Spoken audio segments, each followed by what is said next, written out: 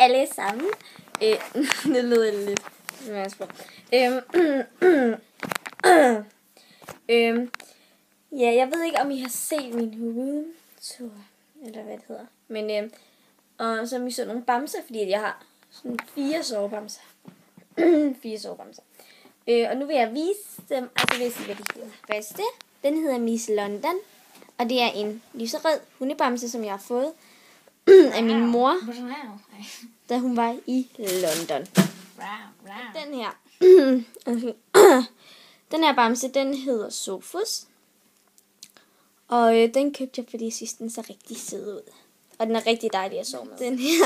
Den her bamse, den hedder faktisk bare Teddy eller Bamse.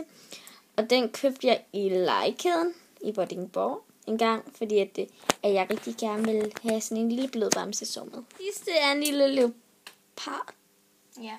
Den er i hvert fald prikker. Og den hedder Victor, og både mig og min grandfætter Julius, vi har begge to sådan en der, som vi købte, eller nej, vi fik dem i Knuthenborg. Jeg kan ikke huske, hvad han hedder, men min, den hedder i hvert fald Victor. Og den er også rigtig dejlig at sove med. Bortset fra, at den er rimelig hård her. Og her i øjnene, og det er rimelig irriterende. Ja. Det var så alle mine søde sovebamser. Hej hej.